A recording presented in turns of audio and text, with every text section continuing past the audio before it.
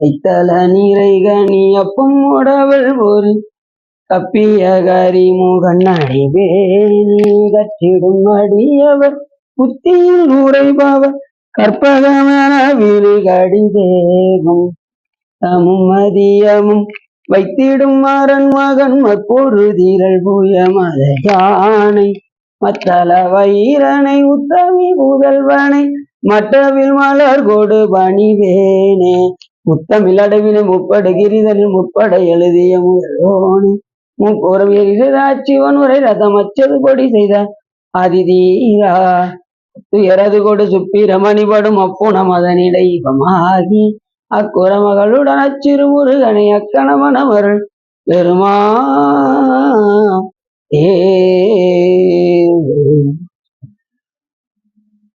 எந்தாயும் எனக்கருள் தந்தையும் நீ சிந்தாகுலமானவை தீட்டனையாள் கந்தா கதிவேலவனே உமையாள் மைந்தா குமரா மறைநாயகனே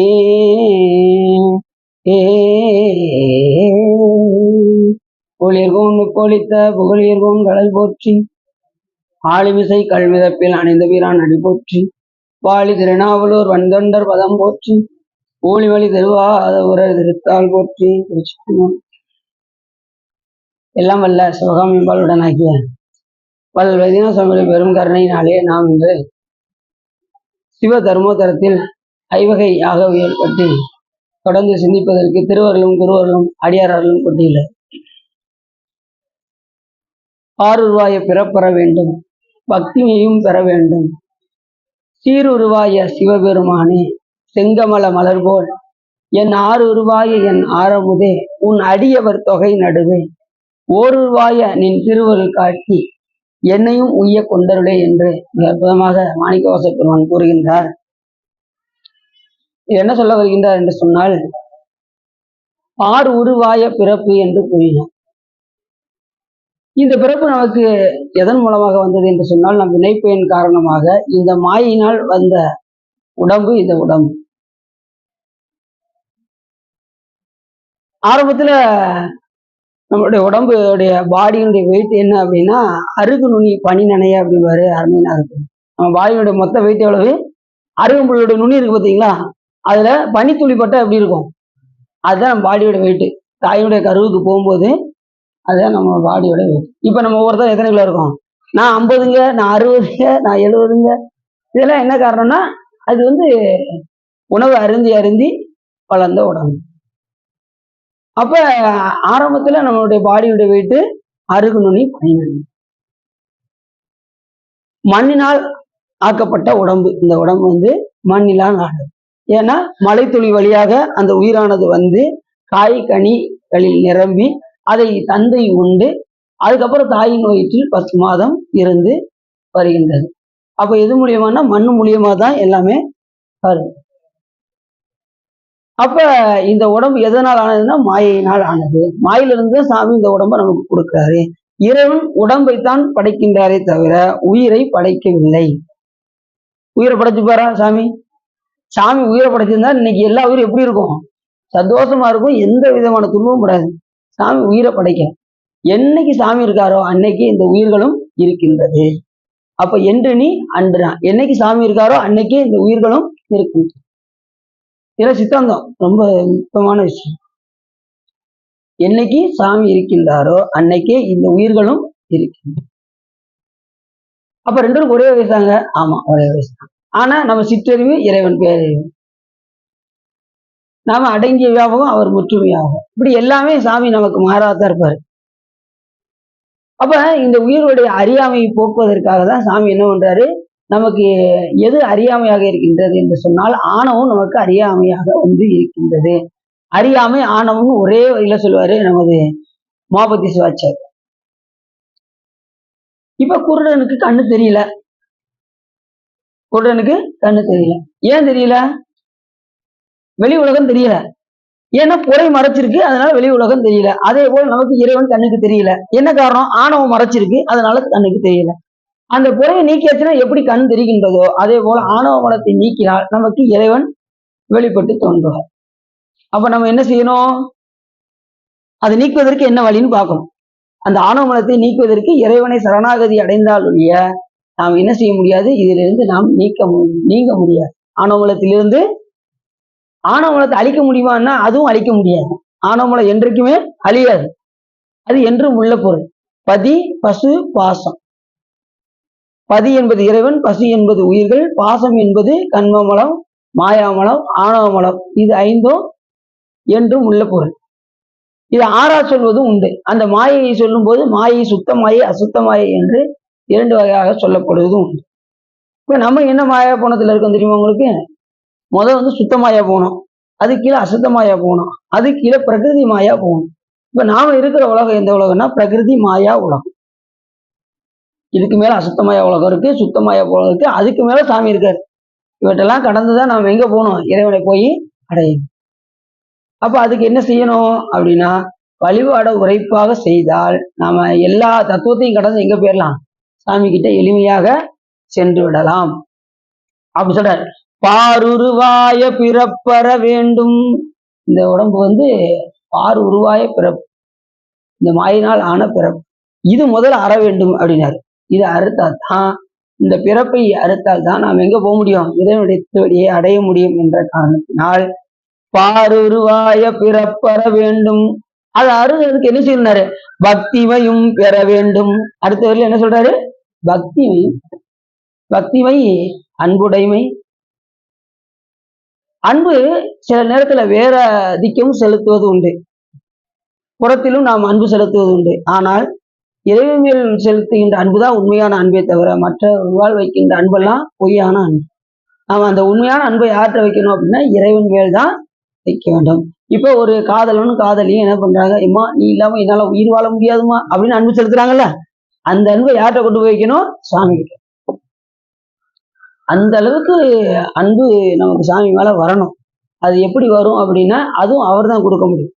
நம்மளால என்ன செய்ய முடியாது? அதை நாம் பெற முடியாது. இறைவன் கொடுத்தால் ஒழிய நாம் அதை பெற முடியும். அதற்காக முயற்சிகள் நாம் எடுத்துக்கொண்டே இருக்க வேண்டும். அதுவும் அவன் திருவருளால். நம்மளால முயற்சி அதுவும் எடுக்க முடியாது, அதுவும் அவன் அருள் வேணும். நமக்குடைய இது என்ன அப்படின்னா, நம்முடைய செயல் என்ன அப்படின்னா, எந்த நேரமும் திருவருளை பெற வேண்டும், திருவருளை பெற வேண்டும்ங்கிற எண்ணம் மட்டும் நம்ம கிட்ட இருக்க வேண்டும். அந்த விருப்பம் மட்டும் இருந்துகிட்டே இருந்தா சாமி எல்லாத்தையும் கொடுப்பாரு. அதனாலதான் இச்சா சித்தியை நம்ம கையில விட்டுறாரு. கிரியை ஞானத்தை சாமி பார்த்துக்கிறார். இந்த இச்சையாகிய விருப்பத்தை இறைவன் மேல் செலுத்தினால் நம்மளை படிப்படியா கொஞ்சம் கொஞ்சமா நம்மள எங்க கொண்டு போயிடுவாரு? திருவடிக்கு கொண்டு செல்வார். பாருருவாய பிறப்பற வேண்டும், பக்திமையும் பெற வேண்டும். அந்த பக்தி என்னும் வலையில் படுவோன் காண்க. நீ பக்தி என்கிற வலையை விரித்தால் சிவபெருமான் அதில் அகற்பட்டுக் கொள்வார்.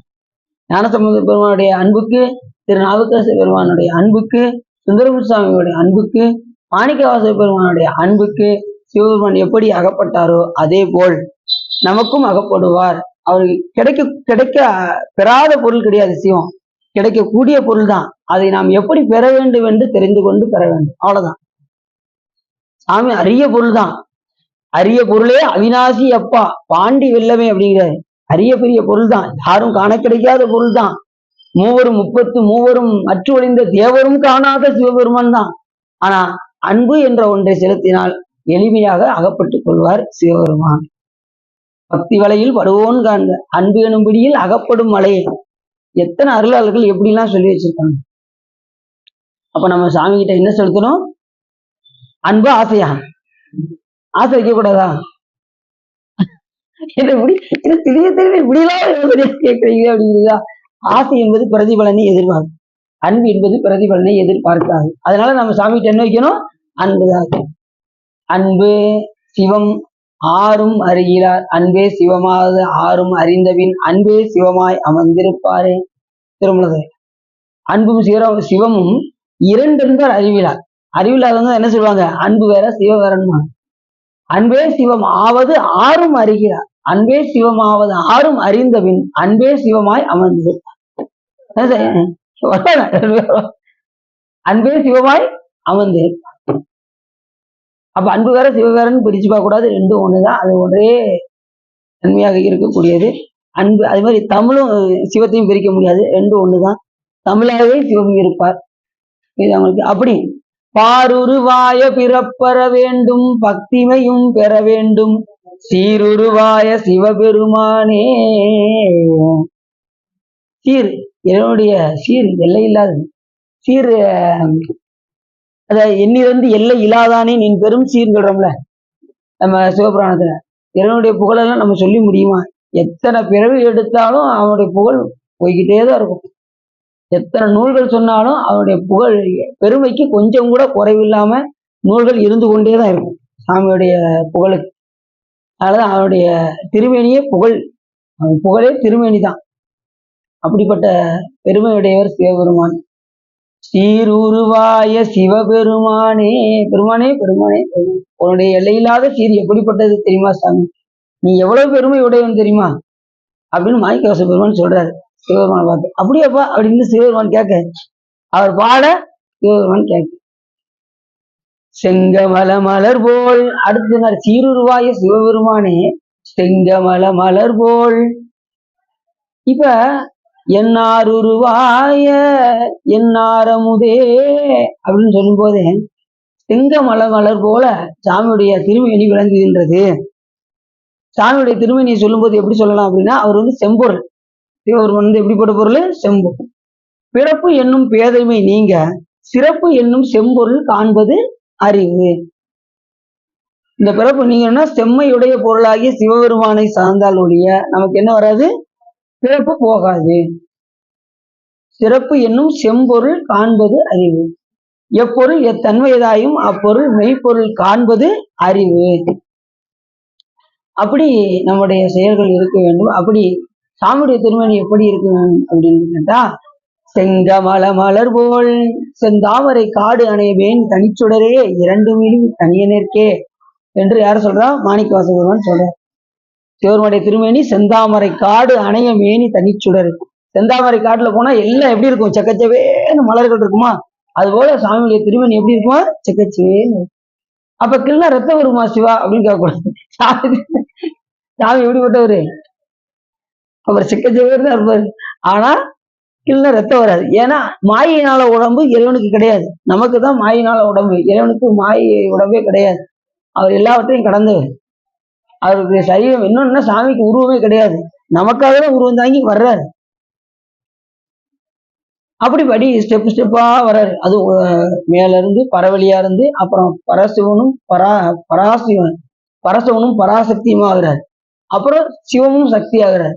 அப்புறம் நாதத்துக்கு வர்றாரு. அப்புறம் விந்து சாதாக்கியம் ஈஸ்வரம் சுத்த வித்தை அப்படியே இறங்கி இறங்கி இறங்கி நமக்கு அருள் செய்யறாரு. நாம எங்க இருக்கோம்? முதல் தத்துவத்துல இருக்கோம், மண்ணில். இங்க நடனம் ஆடுறாரு சிவபெருமான். அப்படிப்பட்ட நாள் இன்னைக்கு நடராஜ பெருமானுடைய அபிஷேக நன்னாள். ஒவ்வொரு காலத்திலையும் ஒவ்வொரு பேரும் நடராஜ பெருமானை வழிபாடு செய்வார்கள். இன்னைக்கு பதஞ்சலி வியாக்கரவாத முனிவர் இல்லைன்னா நமக்கு இன்னைக்கு நடராஜ பெருமானுடைய முகூர்த்தமே கிடைச்சிருக்காங்க. அவங்க அப்படி அரும்பாடுபட்டிருக்காங்க. இன்னைக்கு அந்த நாளை நம்ம நினைச்சு பார்க்கணும். அந்த 2 முனிவர்கள் இருந்து தவம் செய்து 36 தத்துவத்தையும் கடத்திருக்கின்ற இறைவனை இந்த மந்தத்துவத்தில் கொண்டு ஆடச் செய்த பெருமை அவர்கள் இருவருக்கு மட்டுமே உண்டு. அவங்கெல்லாம் எல்லா திருக்கோயிலுமே பதஞ்சலி வியாக்கரவாதர் இருக்கணும். நடராஜ பெருமான் மூத்தம் இருந்துச்சுனாலே அங்க பதஞ்சலியும் வியாக்கரவாதரும் இருக்கணும். அப்படி செங்கமல மலர் போல் என்னாருருவாய என்னாரமுதே உன் அடியவர் தொகை நடுவே ஓருருவாய நின் திருவருள் காட்டி என்னையும் உய்ய கொண்டருளே அப்படின்னு யார் சொல்றான்? ஓருருவாய நின் திருவருள் காட்டி செங்கமல மலர் போல் என்னாருருவாய என்னாரமுதே. சாமி அமுது, வெறும் அமுது கிடையாது, ஆறமுது. ஏன்னா அமுது திகட்டும், ஆறாவது திகட்டாது. சிவபெருமானை நினைந்தாலும் கண்டாலும் பேசினாலும் நினைத்து கொண்டே இருந்தாலும் இன்பத்தை தந்து கொண்டே இருக்கும். நீங்க சட்டோ நினைக்க மனத்தமுதாம் சங்கரனை கெட்டேன் மரப்பேனோ கேடுபடா திருவடியை ஒட்டாத பாவி தொழும்பரை நாம் ஒருவரியோம் சிட்டாய சிட்டர்க்கே சென்றுதாய் கோத்தும்பி என்று சொல்வதற்கினங்க. அப்படி சட்டுன்னு ஒரு செகண்ட் அப்படி நினைச்சு சாமியை நினைச்சிட்டா நமக்கு அமுதமா ஊற ஆரம்பிச்சிருவாரு சிவன். அப்படி வேட்கை நமக்கு வரணும். சாமி பார்த்தா எப்ப சாமியை போய் பார்ப்போம், எப்ப அவனுடைய அருளை பெறுவோம், எப்படி அந்த முகூர்த்தத்தை போய் நம்ம மனப்பாடம் பண்ணுவோம். ஏன்னா திருக்கோயிலுக்கு போறோம்ல, போய் என்ன செய்யணும், நிறைய பேர் கோயிலுக்கு முன்னாடி உட்காந்துருக்காங்க பாத்தீங்களா, எதுக்காகன்னா அந்த சாமியுடைய முகூர்த்தத்தை நம்ம உள்வாங்கணும். கோயிலுக்கு போய் அந்த சிவலிங்க மூத்தத்தை அப்படி உள்ள வைத்தியநாத சாமினா வைத்தியநாத சாமி உள்ளுக்குள்ள வாங்க, சகசிலிங்கேஸ்வரர் சகசிலிங்கேஸ்வரர் உள்வாங்க.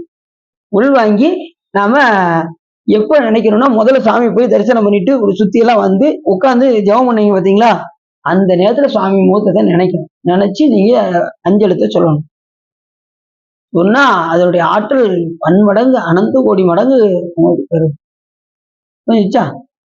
எப்படி எழுத எழுத எழுத மனப்பாடம் தங்குதோ அதே போல தினசரி திருக்கோயிலுக்கு சென்று சென்று அதை மனப்பாடம் பண்ணி கொண்டே இருக்க வேண்டும். அப்படின்னாதான் தூங்குனாலும் சாமி என்ன செய்வாரு, கனவுல சிவபெருமன் வந்து காட்சி கொடுப்பாரு. யாருக்கு சிவபெருமன் கனவுல காட்சி கொடுத்திருக்காரு சொல்லுங்க பாப்போம். கொடுத்துருக்காரா? கொடுத்திருக்காருன்னு நினைக்கிறேன் சிவா. நான் இப்படி சொல்லவா இப்படி சொல்லவா எனக்கு தெரியல சிவா.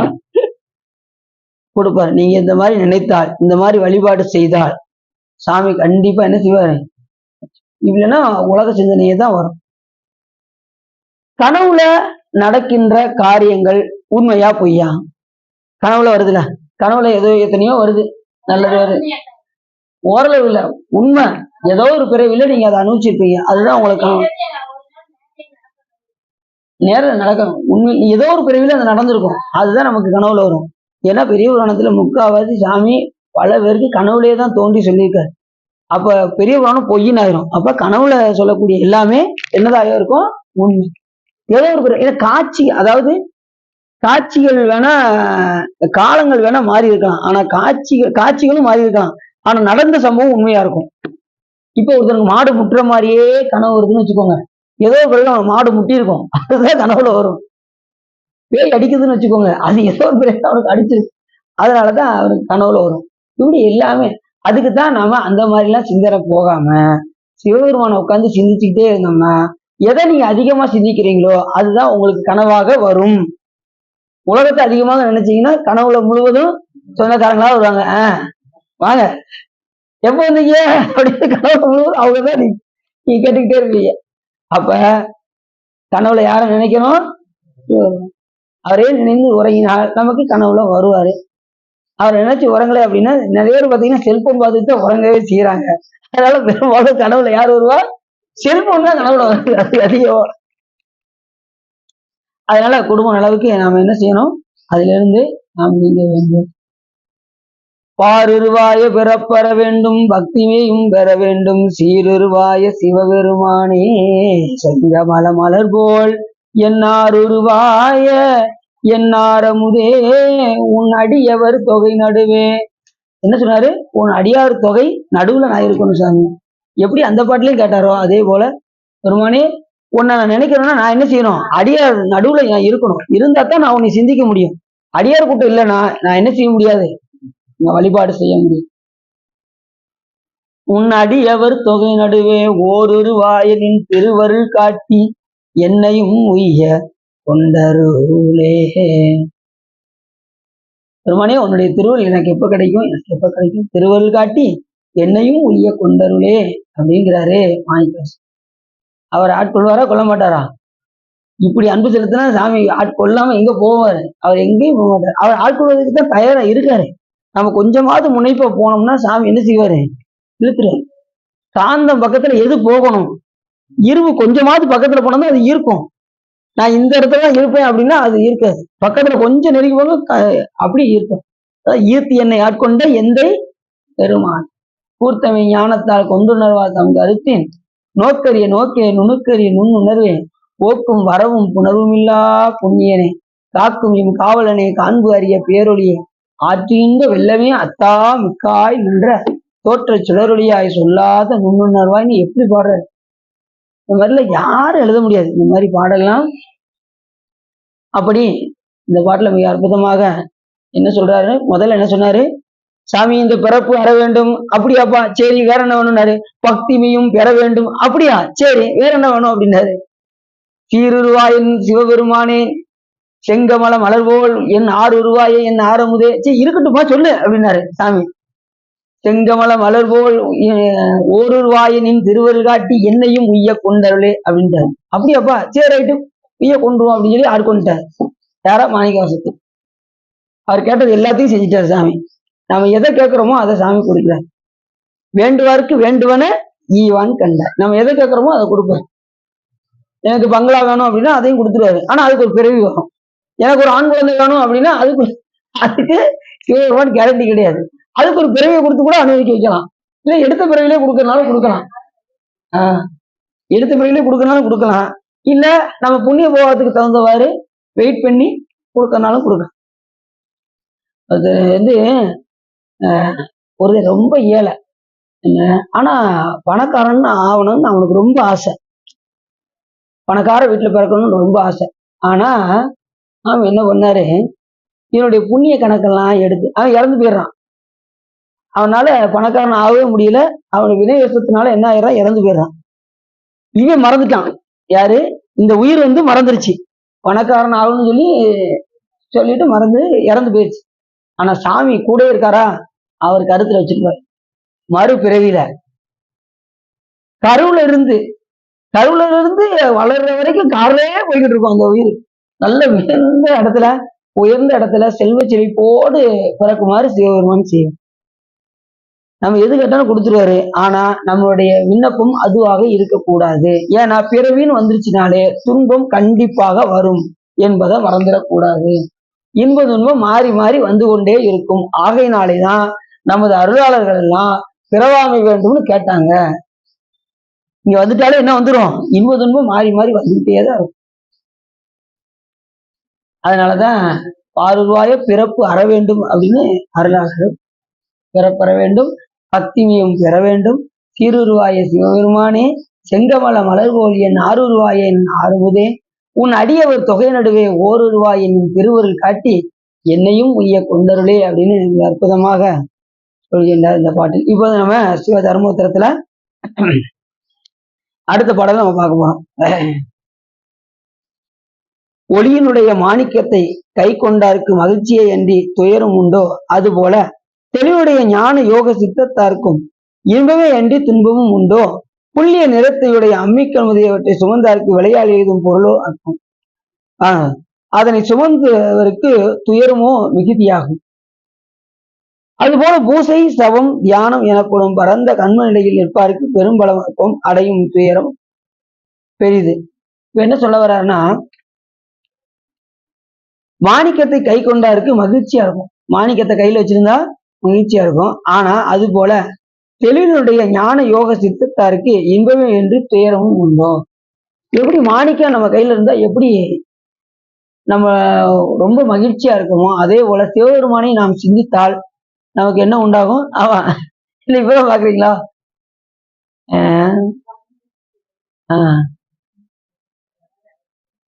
சார்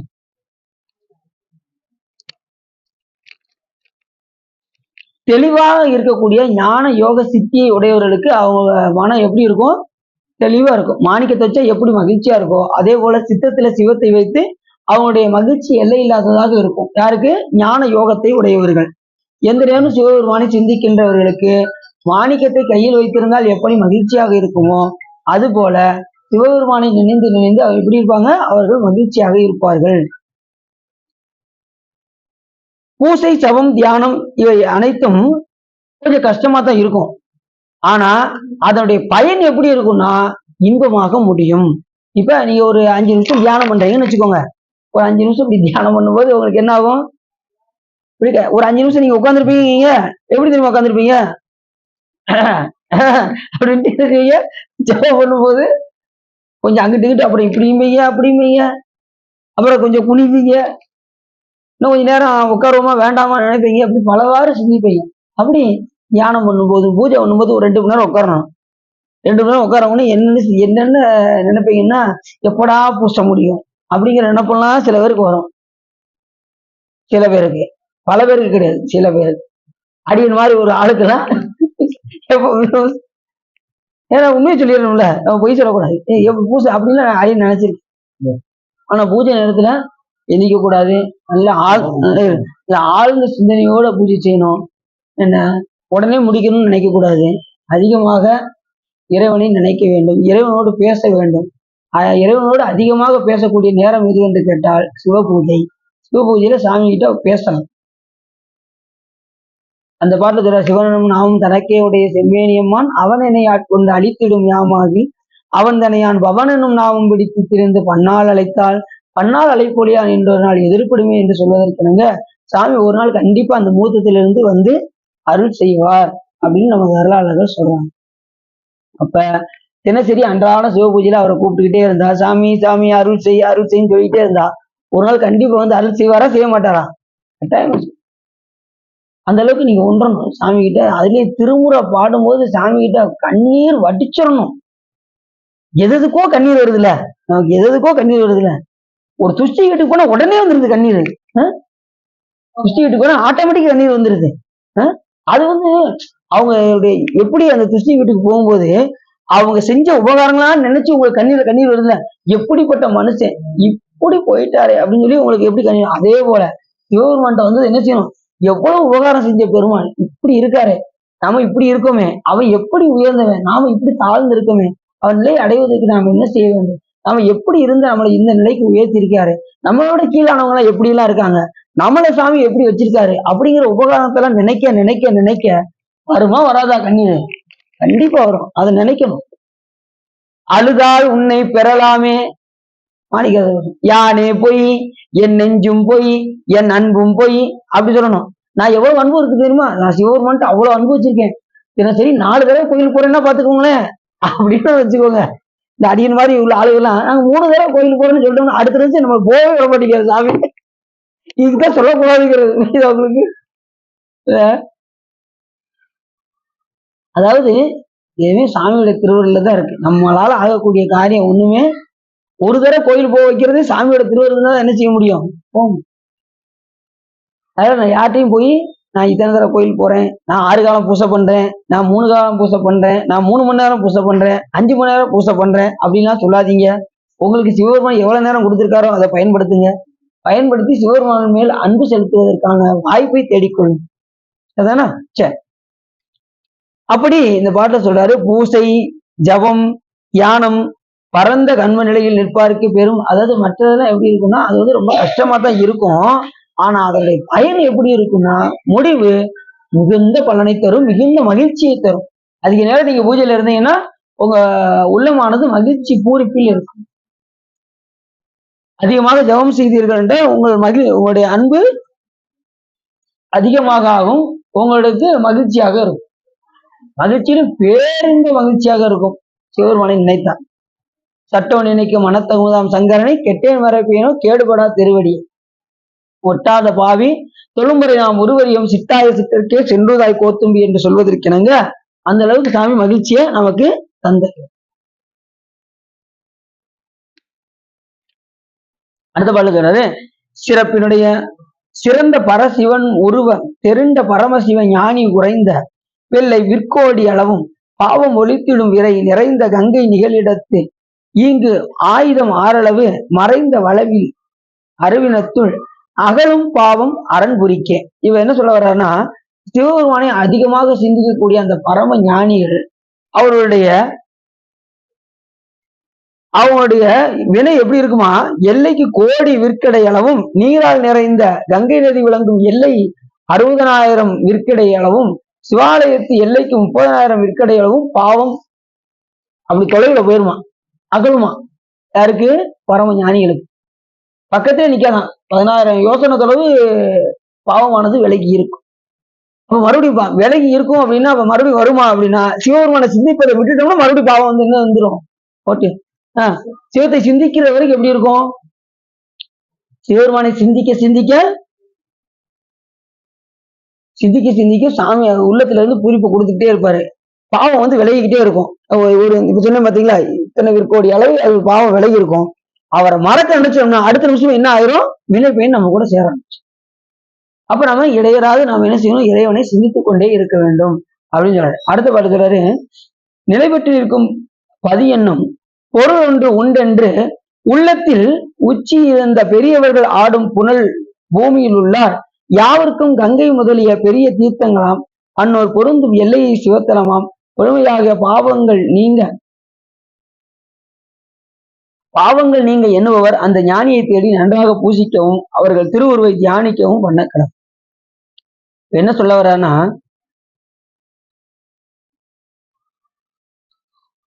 பரம ஞானிகளை யார் ஒருவர்கள் போய் அவருடைய திருவடியை பூசிக்க கடவார்களோ அவர்கள், அப்படிப்பட்ட பெரியவர்கள்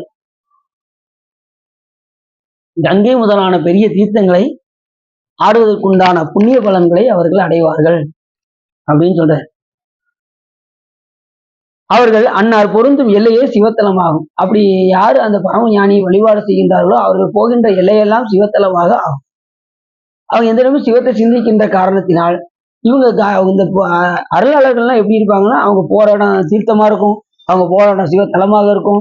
அப்படிப்பட்ட ஒரு பரமஞானியை போய் நாம் தொழுதால், அவர்களை போய் நாம் வழிபாடு செய்தால், நாம என்ன செய்யலாம்?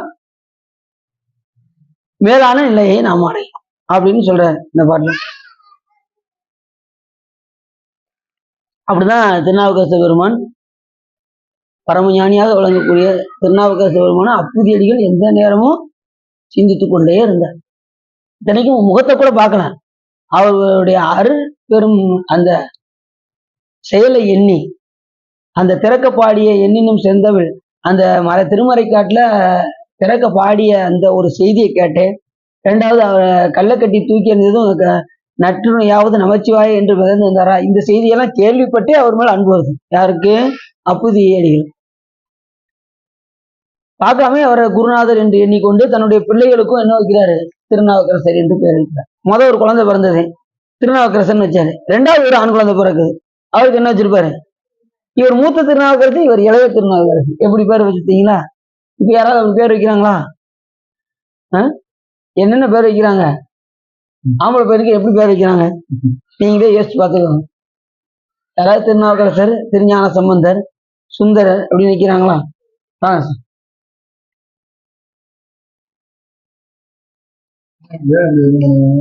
ஏன்னா இப்ப லேட்டஸ்ட் பேஷன் அப்படிங்கிறாங்க. இப்ப உள்ள காலத்துல லேட்டஸ்ட் பேஷன் இப்படிதாங்க பேரெல்லாம் வைக்கணும், அப்படிதாங்க இது ஜோசியர் சொல்லியிருக்கிறாங்க. அப்புறம் என்ன சொல்றாங்க? அது என்ன என்ன எண் கணிதமா? எண் கணிதத்துல இப்படிதாங்க சொல்லப்பட்டிருக்கு, அதனால இப்படிதான் நாங்க வைக்கிறோம் அப்படின்னு என்ன செய்யறாங்க? சொல்றாங்க.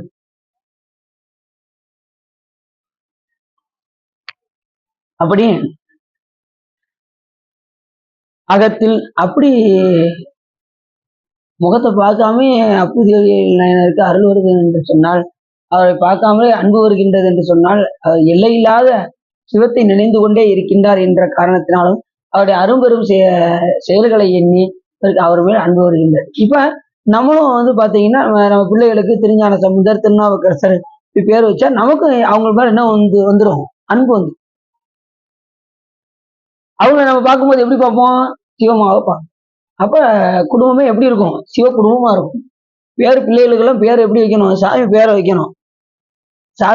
சாமி அல்லாத பேரெல்லாம் என்ன செய்யக்கூடாது? வைக்கக்கூடாது. இன்னொன்னு எல்லா பேரும் சாமி பேர் தான் இருந்தாலும் நல்ல மங்களகரமான பேர்லாம் நிறைய இருக்கு. அந்த மாதிரி பார்த்து பார்த்து வைக்கணும். சிவருடைய பேரை பார்த்து. சரி, யாகாவரேனும் சிவஞானத்தை பெற வேண்டும் என்று விரும்பினவர் சிவலோகத்தில் சென்று அங்குள்ள போக வேதங்களை புதித்து முடித்தவாறே பூமியின் கண் பிறந்து துன்பங்கள் கெடும்படி புள்ளிய ஆக்கையினை வெறுத்து கலைகனாகிய சிவனை தம்முடைய ஞான கண்ணால் தரிசித்து ஞானத்துக்கும் வித்தான சிவனது சீபாதங்களை வேறற கலந்தார். யாரா இருந்தாலும் சிவ ஞானத்தை பெற வேண்டும் என்று விரும்புகின்றனர். எப்ப சிவபெருமான் திருவருள் கிடைக்கும், எப்ப சிவபெருமான் திருவருள் கிடைக்கும் என்கின்ற எண்ணம் வேட்கை உடையவர்கள் யாரு? நமக்கு அந்த எண்ணம் வரணும். நம்ம யானேதும் பிறப்பஞ்சேன் இறப்பு அதனுக்கும் என்கடவேன் வானேயும் பெருள் வேண்டேன் மண்ணாழ்வார் மதித்துமிரேன் தேனேயும் மலர்கொன்றை சிவனே எம்பெருமானே எம்மானே உன் அருள் பெருநாள் என்னால் என்றென்றே வருந்துவனே. அதுக்குத்தான் சாமி நான் ரொம்ப வருந்துறேன், வேற எதுக்கும் நான் வருந்துறதா இல்ல, யாரையும் மதிக்கிறதா இல்ல, நான் ஒரே ஒரு ஆளுக்கு தான் வணங்குவேன், அது சிவபெருமான் மட்டும்தான், அவர் தான் எனக்கு தலைவன், அவர் தான் எனக்கு எல்லாம் அப்படின்னு யார் சொல்றா? மாணிக்கவாசகர். வானேயும் பெருள் வேண்டேன் மண்ணாழ்வார் மதித்தும் இரேன். யாரையும் மதிக்க வேண்டிய எனக்கு அவசியம் கிடையாது. கொல்லேன் புறந்தரன் மால் அயல் வாழ்வு குடிகளினும் நல்லேன் எனது அடியாரோடு அல்லால் நரகம் புகினும் எல்லேன் எனது திருவருளாலே இருக்க பெறின் இறைவா உள்ளேன் பிறதெய்வம் உன்னை அல்லாது எங்கள் உத்தமனே. மாணிக்கவாசகர். சாமி எந்த வாழ்வும் எனக்கு வேண்டாம், திருமால் வருவாரு, நீங்க நம்ம லோகத்துக்கு வாங்க, நீங்க சிவனடியாரா இருக்கீங்க, நம்ம வைகுண்டத்தை ஆள வாங்க அப்படிம்பாரு. உடனே என்ன செய்யக்கூடாது, ஆகா வைகுண்டமா அப்படின்ட்டு போயிடக்கூடாது. அப்படியா பிரம்மா வருவாரு, நம்ம சத்தியலோகத்தை ஆள்றதுக்கு வாங்க அப்படின்னு கூப்பிடுவாரு. அதுவும் நமக்கு வேண்டாம். சரி சொர்க்கலோகத்தை ஆள்றதுக்கு இந்திரன் கூப்பிடுவாரு. கொல்லேன் புரந்தரன் மால் அயன் வாழ்வு குடிகடினும் நல்லேன் எனது அடியாரோடு எல்லாம் நரகம் இருந்தா யாரோட இருக்கணும், அடியாரோட தான் இருக்கும். நரகமே திடீர்னு கூட்டு போயிட்டா அந்த நரகம் என்னதான் மாறிடும், சிவலோகமா மாறிடும். அடியார தெரியாம கூட்டிட்டு போயிட்டா கூட அது என்னதான் மாறிடுமா, சிவலோகமாக ஆகி. எல்லேன் எனது திருவருளால் இருக்க பெறின் இறைவா உள்ளேன் பிற தெய்வம் உன்னை அல்லாது எங்கள் உத்தமனே.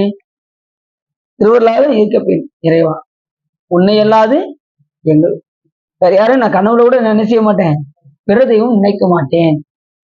கற்றறியேன் கலை ஞானம் மாணிக்கவாசகர் சொன்னார், சாமி கற்றறியேன் கலைஞானம் கசிந்து உருகேன் ஆயிடினும் மற்றறியேன் பிற தெய்வம். அவர் சொல்லிட்டு கற்றறியேன் கலைஞானம், எனக்கு எந்த ஞானமும் கிடையாது, கற்றறியேன் கலைஞானம் கசிந்து உருகேன் அப்படின்னு சொல்லிட்டு ஆயிடினும் ஒரு வார்த்தை போட்டார். ஆயிடினும் சொல்லுப்பா அப்படின்னாரு. மற்றறியேன் பிற தெய்வம் வாக்கியலால் வாயால கூட நான் என்ன செய்ய மாட்டேன், மற்றறியேன் பிற தெய்வம் வாக்கியலால் வாறு கடல் வந்து உற்று இரு மாந்து இருந்தேன் என் பெருமானே அடியேற்கு பொறுத்த வீசு நாய்க்கு இடுமாறு அன்றே நின் பொன்னருளே. எப்படி சொல்றாரு பாருங்க, நாய்க்கு பொறுத்த வீசிட்டு நடுவீட்டுல உட்கார வச்சா அது ஒரு நாய் குறைச்சா என்ன ஆயிருது, அது போல தன்னை எந்த அளவுக்கு தாழ்த்த முடியுமோ தாழ்த்துறாரு. பொறுத்த வீசு நாய்க்கு இடுமாறு அன்றே நின் பொன்னருளே. நான் தெருவில் அப்படி இருந்தேன், என்னை கூட்டு வச்சு நீ என்ன செஞ்சிட்ட, என்னை பொறுத்த வீசி விட்டு என்னை கொண்டு வந்து உட்காரச்சு. இந்த பெருமையை நான் என்னவென்று சொல்வேன் அப்படின்னு மாணிக்கவாசகர் சொல்றார். மற்றறியேன் பிற தெய்வம் நீ பல பாடல்கள் சொல்றாரு. கனவிலும் பிற தெய்வம் நினையாதுன்னு ஒரு இடத்துல, கனவுல கூட நான் என்ன நினைக்க மாட்டேன், பிற தெய்வத்தை. இப்ப நம்ம என்ன நினைக்கிறோம், காலை சிலவர் பார்த்தீங்கன்னா காலையில ஒரு சாமியை பாக்குறாங்க, மதியம் ஒரு சாமியை பாக்குறாங்க, இரவு ஒரு சாமியை பாக்குறாங்க. ஒரே தெய்வம் யாராவது இருக்கணும், சிவபெருமான். ஒரே தெய்வம், தெய்வம் ஒன்றன் நினை அதுவும் உண்டன நினை. ஒரே தெய்வம் சித்தத்துள் சிவன்பாலே வைத்தார், சித்தமதை ஒன்ற வைத்தார், சிவமதை நினைய வைத்தார். ஒன்றே பதி, ஒரே பதியாருன்னா சிவபெருமான் ஒருவர் மட்டுமே என்பதை மறந்துடக்கூடாது. அப்படி அங்குள்ள யார் ஒருவர் சிவஞானத்தை பெற வேண்டும் என்று விரும்புகின்றார்களோ அவர்கள் சிவலோகத்திற்கு சென்று அங்குள்ள போக பேதங்களை புசுவித்து முழித்தவாறே பூமியின் கண் வந்து பிறந்து துன்பங்கள் கெடும்படி புள்ளிய ஆக்கையினை வெறுத்து, எதுக்காகனா இந்த உடம்புனோட ஆசை போகணும்ல, அதுக்காக சாமி என்னன்னு வரான், செய்த புண்ணிய பலனுக்கு நேரம் இங்க கூட்டு போயிடுவாரு. எங்க சிவலோகத்துக்கு கூட்டு போய் அங்க இங்க பூ கட்டிக்கிறாங்கன்னா அங்கேயும் போய் பூ கட்டுவாங்க, சிவலோகத்திலையும் பூ கட்டலாம், அங்கேயும் உலக பணி செய்யலாம். சாமிக்கு பக்கத்துல போக முடியாது, அந்த உலகத்துல வசிக்கலாம், சாமியை பார்க்க முடியாது. அப்புறம் சாமி இருக்கு, சிவபெருமான் பக்கத்துல இருக்கலாம், சிவபெருமானை பார்க்க முடியாது. அப்புறம் ரூபம் இருக்கு, அப்பதான் சிவபெருமானுடைய உருவத்தை பெறுவது. இப்படி படிநிலையா இருக்கு. கடைசிதான் சிவபெருமானோடு ஒன்றரை கலக்கிறது. முதல்ல சாலோகம், அப்புறம் சாமீபம், அப்புறம் சாரூபம், அப்புறம் சாயிச்சம், கடைசிதான் சாயிச்சம். அந்த நிலைக்கு போனா தான் நம்ம பிறவிக்கு வரமாட்டோம். மற்ற எந்த லோகத்துக்கு போனாலும் பிறவிக்கு வருவதற்கான வாய்ப்புகள் இருக்கு. கொஞ்சம் இப்ப நம்ம எங்க இருக்கோம், இப்ப நாம எங்க இருக்கோம், நல்லா கொஞ்சம் கவனமா சொல்லுங்க. இப்ப நாமளே சிவலோகத்துல இருக்கோம். எப்படி கேட்கீங்களா, அது எப்படிங்க, நாம இந்த இருக்கிற சிவத்துல இருக்கோம், எப்படி இது சிவலோகம்? இந்த சொல்லிட்டேன், பாண்டிய நாடு சிவலோகம் ஆகுது, பாண்டிய நாடு சிவலோகம் ஆகியதுன்னு யார் சொல்ற, மாணிக்கவாசகர் சொல்றாரு. செப்பார் முளை பங்கன் தென்னன் பெருந்துரையான் தப்பாமே தாளடைந்தார் நெஞ்சுருக்கும் தன்மையினால் அப்பாண்டி நாட்டை சிவலோகம் ஆக்குவித்த அப்பார் தடையப்பன் ஆனந்த வார்களே ஒப்பாக ஒப்புவித்த உள்ளத்தார் உள்ளிருக்கும் அப்பாலைக்கு அப்பாலாய் பாடுதுங்கான் ஏந்திரியா.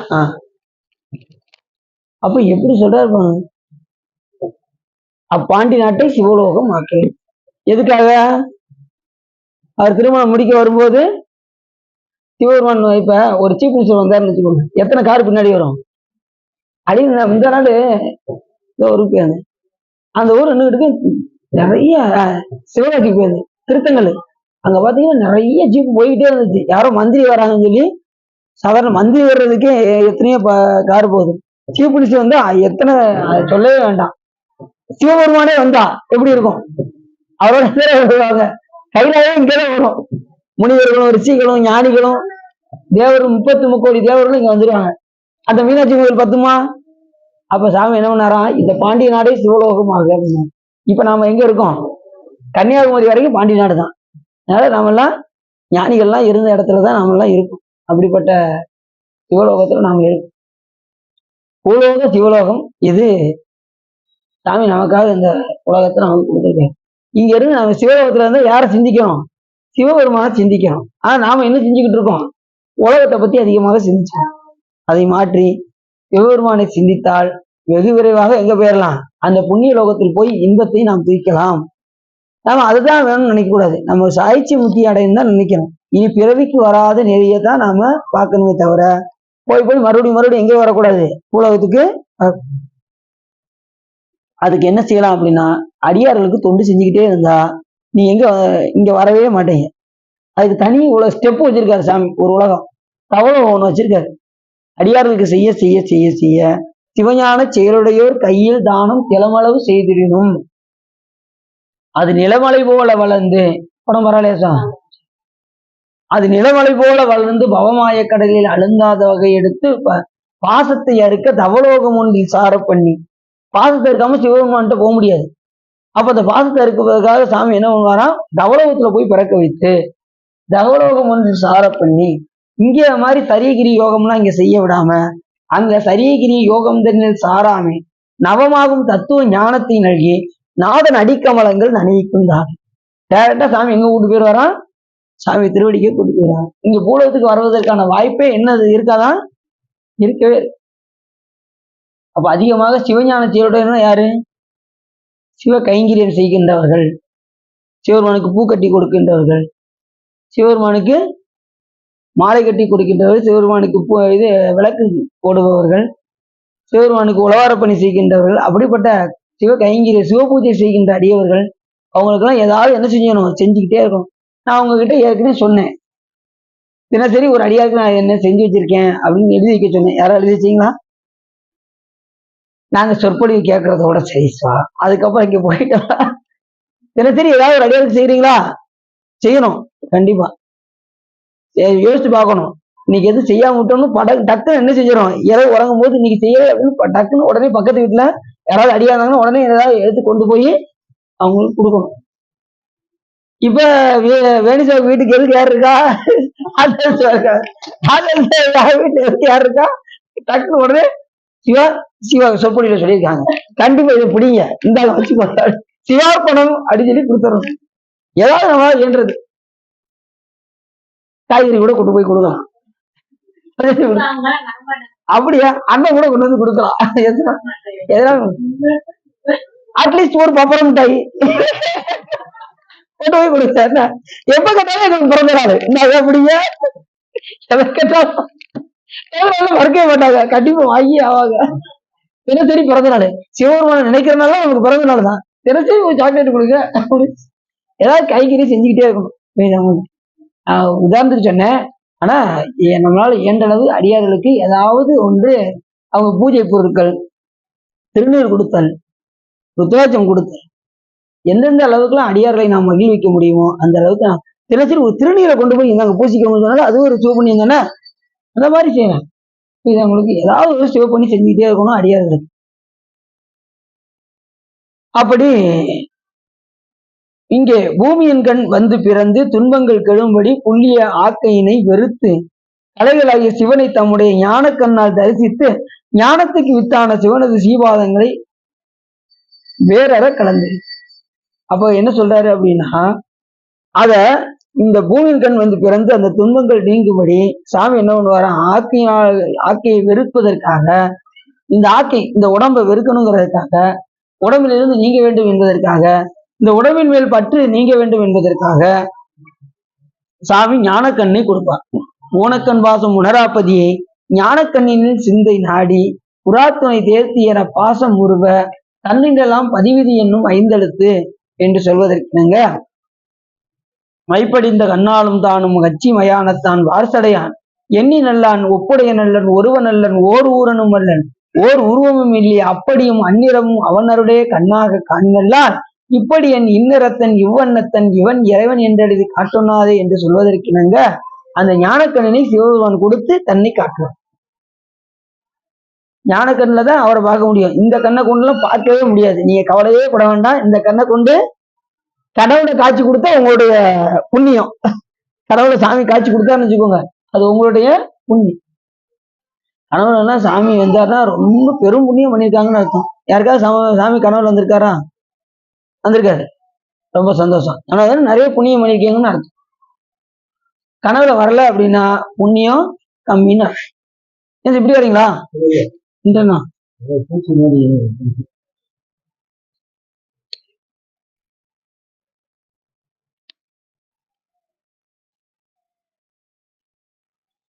தொடர்ந்து குடிவிட்டு சரி. அது வேந்தன் மனையகத்தின் ஏவல் செய்பவர்களுக்கு அவ்வேந்தனிடத்தில் நின்றும் அதிக பலன் எய்தும். அதற்கு புறத்தில் ஏவல் செய்வாருக்கு அதற்கு கீழாய பலன் எய்தும். அதுபோல சிவனை தம் உள்ளத்தில் அர்ச்சனை செய்பவர் மேலாய பலத்தினை அடைவர். புறம்பே அர்ச்சனை செய்பவர் அதற்கு தாழ்ந்த பலத்தை அடைவர். நல்லா தெரிஞ்சுக்கோங்க. வேந்தன்னா அரசன். அரசனுக்கு மனையகத்தில் அவன் கூட இருந்து வேலை செய்கிறவன் ஏவல் செய்கிறவனுக்கு அந்த வேந்தனிடத்தில் அதிக பலன் கிடைக்கும். அந்த அரசனால என்ன நிறைய அவனுக்கு என்ன கிடைக்கும்? பலன் அதிகமாக கிடைக்கும். அரசர் பக்கத்திலே இருந்து ஏவல் செஞ்சான்னு வச்சுக்கோங்க, அரசர் என்ன பண்ணுவாரு? அவனுக்கு தேவையானது செய்வாரா செய்ய மாட்டாரா? கொஞ்சம் தள்ளி இருந்தானா செய்வாரா? செய்ய மாட்டாரு. அவன் பக்கத்துல அருகாமையில் இருக்கிறவனுக்கு அவர் எப்படி அந்த அரசர் செய்வாரோ அதே போல புறத்தில் ஏவல் செய்வாருக்கு அதன் கீழாய பயணம். அதுபோல சிவனை தம் உள்ளத்தில் அர்ச்சனை செய்பவர் மேலாய பயணத்தை அடைவார். ஏன்னா சிவபெருமான எந்த நேரமும் பூசிச்சுக்கிட்டே இருந்தா, அவரை பற்றி நினைந்து கொண்டே இருந்தால், அவனை வழிபாடு செய்து கொண்டே இருந்தால் அவர் பக்கத்துல இருப்போமா இருக்க மாட்டோமா? மேலான பலத்தை அடையுமா அடைய மாட்டோமா? எப்படி அரசருக்கு பக்கத்துல ஏவல் செய்கின்றவர்கள் அதிக பலனை அடைகின்றார்களோ, சிவபெருமானுக்கு பக்கத்தில் இருந்து தொண்டு செய்து கொண்டே இருந்தால் நாமளும் என்ன பலன் அடையலாம்? மேலாய பயனை அடையலாம். இல்லைன்னு என்ன செய்ய முடியும்? கீழான பலனை தான் அடைய முடியும். அப்படி அல்லாதவர்கள், அவனை அர்ச்சிக்காதவர்கள் கீழான பலனத்தை அடைவார்கள். அப்ப அவர் என்ன செய்யணும்? நம்ம மேலான பலத்தை அடைய வேண்டும் என்றால், மிகுந்த பலனை அடைய வேண்டும் என்றால் சிவபெருமானை அதிகமாக சிந்திக்க வேண்டும். அந்த சிந்திக்கிறது தானங்க எங்களுக்கு பெரிய பிரச்சனையா இருக்கு. நிறைய பேர் கண்ணை மூடுனாலே பல சிலர் பார்த்தீங்கன்னா வருவாங்க, சிவா சிவமலையை கையில் எடுத்துறேன் அப்புறம் அப்படிங்க மூடிடுவேன். சூப்பரா சொல்றீங்க சார், அடுத்து எடுங்க. அந்த கண்ணை மூடும் போதுதான் எனக்கு சிவபெருமான் வரவே படிக்கிறாரு அப்படிங்கிறாரு. ஏன் என்னாச்சு? ஒரே உலக சிந்தனையா வருது சிவா அப்படிங்கிறாங்க.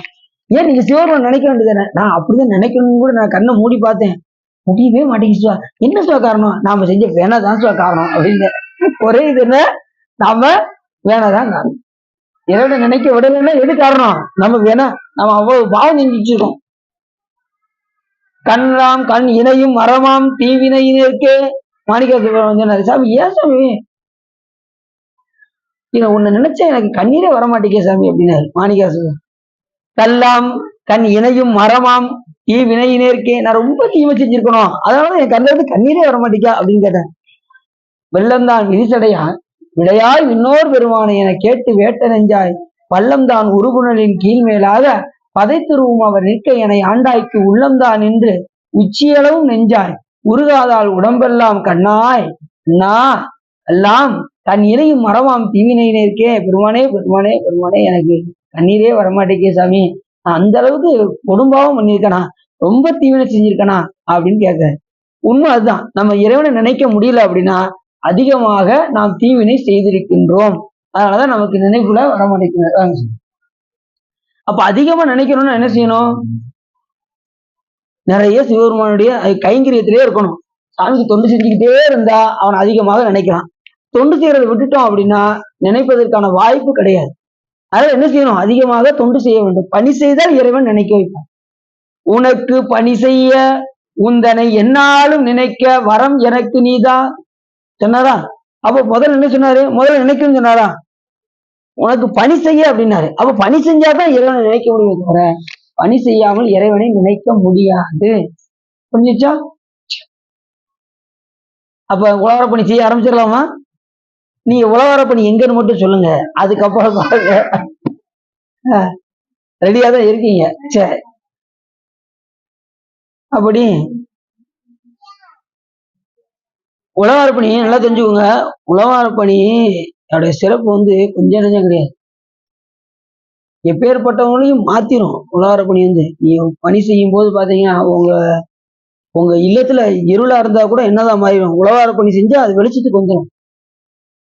ஒரு அம்மா நிறைய நகை போட்டிருந்தாங்க. சரி, கேட்டீங்களா? சரி, ஒரு அம்மா நிறைய தெரிஞ்சிருக்கும், தெரிஞ்ச கதை தான். ஒரு அம்மா நிறைய நகை போட்டிருந்தாங்க. ஒரு திருடன் பார்த்துக்கிட்டே இருந்தான். எப்படியாவது அந்த அம்மா கிட்ட இருந்து அந்த நகையை பறிக்க வேண்டும் என்று நினைச்சான். உடனே பின்னாடி துரத்துக்கிட்டே வந்தான் பாருங்க. அந்த அம்மா டக்குன்னு கோயிலுக்குள்ள போயிட்டாங்க. கோயிலுக்குள்ள போனதும் அங்க கோயிலுக்கு போயிட்டாங்களே, சரி திருட வெளியே அனுப்பான், எப்படியாவது இருக்குன்னு தான் நினைப்பான். இவனும் என்ன செஞ்சான், உள்ள கோயிலுக்குள்ள போயிட்டான். கூட்டம் ரொம்ப கூட்டமா இருந்துச்சு. இதுதான் நமக்கு சௌரியம் அப்படின்னு நினைக்கும் போது அந்த அம்மா என்ன செஞ்சாங்க, உழவர பணி செய்ய ஆரம்பிச்சிட்டாங்க. அந்த அம்மா அவள் நகையை போட்டுக்கிட்டு உழவர பணி செஞ்சாங்க. இப்ப திருட என்ன செய்யணும், அவனும் உழவார பணி செஞ்சு ஆகணும். அப்பனாதான் என்ன செய்ய முடியும், அவன் நினைச்ச காரியத்தை அடைய முடியும். அவனும் என்ன பண்ணா, சரி இந்த அம்மாட்ட எடுக்கிறதுக்கு இதுதான் வசதி அப்படின்னு சொல்லிட்டு இவனும் ருத்ராட்ச மலையை போட்டான், திருநீரை அணிஞ்சான், இடுப்புல துண்டை கட்டினா, மம்பட்டியை எடுத்தான், உழவார பணி செஞ்சுக்கிட்டு இருந்தான். அப்படி செஞ்சுக்கிட்டு இருக்கும்போது இப்படியே பார்த்துக்கிட்டே இருந்தான் பாருங்க. கொஞ்ச நேரத்துல என்னதான் ஆகிட்டான், அவனுக்கே அந்த தன்மை மாறி அவனே என்ன செஞ்சுட்டான், மெய்யடியாராக மாறிவிட்டான். ஏற்கனவே இன்னொரு கதை கூட உங்களுக்கு சொல்லியிருப்பேன். அந்த ஒரு சாமியார் ஊருக்குள்ள வந்தார். ஒரு அரசர் மகள், ஒரு அரசர் அரசனுடைய மனைவி மகாராணி, அவங்களுக்கு ஒரு குழந்தை, ஒரு பெண் குழந்தை. அந்த பெண் குழந்தை கல்யாணத்துக்கே ஒத்துக்கிடல. அந்த தாய் தகப்பனார் ரொம்ப வருத்தப்பட்டாங்க. எப்படியாவது காலத்துல ஒரு பொண்ணு ஒரு பையனை பார்த்து கட்டி கொடுக்கலாம் பார்த்தா அந்த பொண்ணுக்கு விருப்பமே இல்லை. அவங்களுக்கு என்ன விருப்பம் அப்படின்னா, ஒரு ஞானியை கட்டி கொள்ள வேண்டும் என்ற ஆசை, ஒரு அடியார கட்டி கொள்ள வேண்டும் என்ற ஆசை. உடனே தாய் தகப்பனார் ரொம்ப வருத்தப்படும் போது இந்த இன்னொருத்த என்ன பண்ணா, அந்த ராணிய மகாராணி என்ன செய்வாங்க, அப்படி வெளியில கூட்டு வருவாங்க, ஒரு பல்லக்கில் வச்சு கூட்டு வருவாங்க. இதை வந்து இந்த வண்ணான்பாங்க பார்த்தீங்களா, துவைக்கிறவங்க, அதுல வந்து அந்த பொண்ணை பார்த்துட்டான். மகாராணியை பார்த்ததும் அந்த பொண்ணை தான் கல்யாணம் முடிக்கணும் ஒத்த காலில் நிற்கிறான். அதே வீட்டுல சொன்னாங்க, அதெல்லாம் நடக்காத காரியம் தம்பி, அதெல்லாம் நீ நினைச்சு கூட பார்க்க கூடாது. அவங்க மகாராணி, அவங்க எப்படிப்பட்டவங்க, நாம ரொம்ப தாழ்ந்த குணம் அப்படின்னு சொன்னாலும் அவன் கேட்கல. இரவோட இரவா என்ன பண்ணா, அரண்மனைக்கு மேல ஏறி ராணி இருக்கிற இடத்துக்கு போயிட்டான். போனா அவங்க தாய் தகப்பனார் வழக்கம் போல என்ன செஞ்சுக்கிட்டு இருந்தாங்க, உட்காந்து இந்த புள்ள கல்யாணத்தை நினைச்சா ரொம்ப வேதனையா இருக்கு, கெட்டினா ஞானி சிவன் அடியாரத்தான் கட்டுவேன்னு சொல்றாளே, இப்படிங்கிறத போல என்ன செஞ்சான், ஒளிஞ்சு கேட்டுக்கிட்டு இருக்கான். யாரு, இந்த தாழ்ந்த குளத்தில் இருக்கின்ற அப்படியா இதுதான் சௌரியம் அப்படின்னு சொல்லிட்டு நல்ல ஒரு கடைக்கு போனான். திருநீர் நல்லா பூசிட்டு அடியார உட்காந்துருக்கான். ஊர் முழுவதும் எல்லாம் வந்து என்ன செஞ்சாங்க, ஆசீர்வாதம் வாங்கிட்டு இருந்தாங்க அவன்கிட்ட.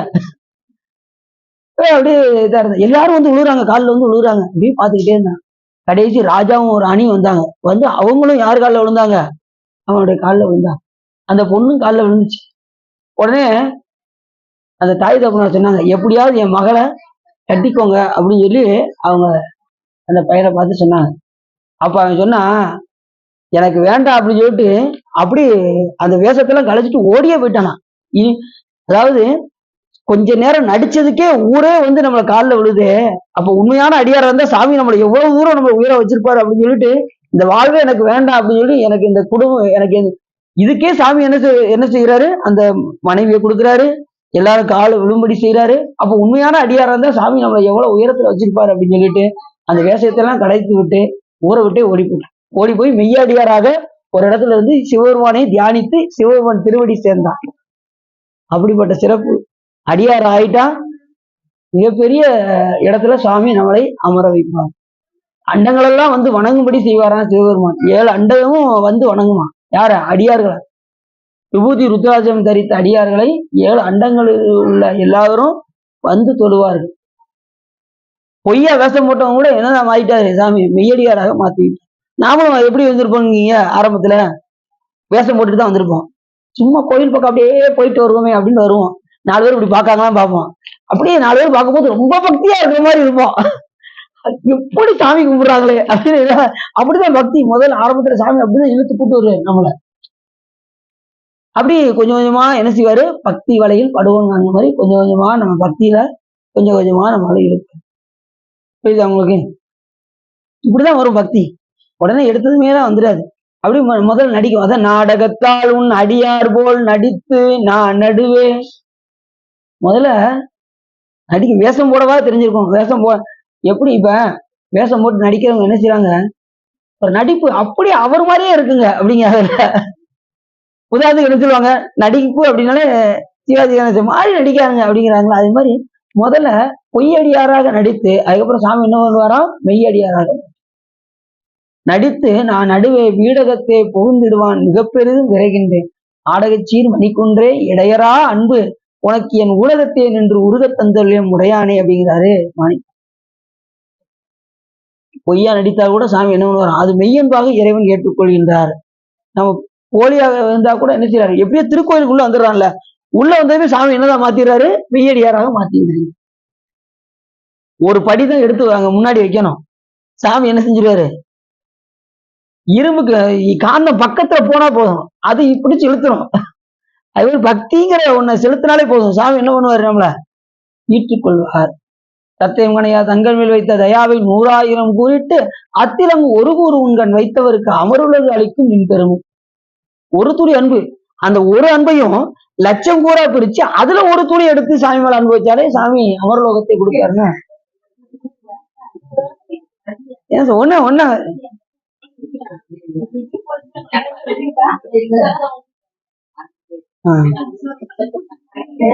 அப்படி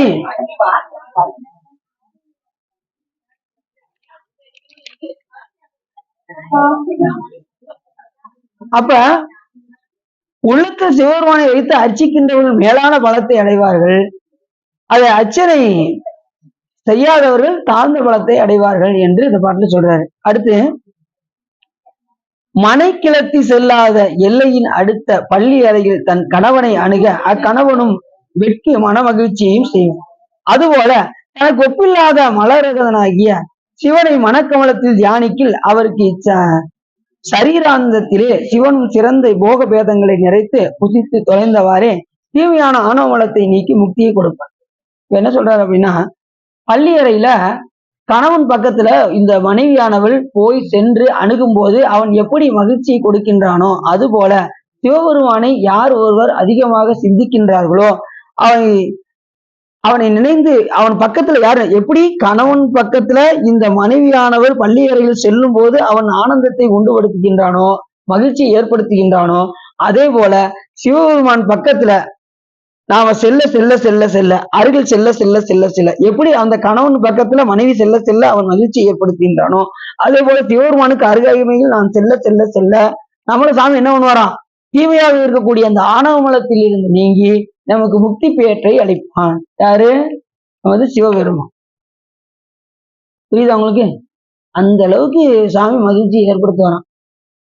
அது அந்த இன்பத்தை எப்படி வெளியே, இப்ப கணவன் மனைவி இன்பத்தை எப்படி வெளியில சொல்ல முடியாதோ அதே போல இறைவன் மேல் நாம் வைக்கின்ற அன்பு அந்த பேரின்பத்தை வெளியில சொல்ல முடியாதுன்னு திருமூலதேவன் சொல்றாரு. என் மணாளோட ஆடிய சுகத்தை சொல்லென்று சொல்லுமாறு எங்கனே அப்படின்னு சொல்றாரு. அதே போல இன்பத்தை வெளியில சொல்ல முடியாத அளவுக்கு இருக்குமா இறைவனுடைய பேரின்பம்.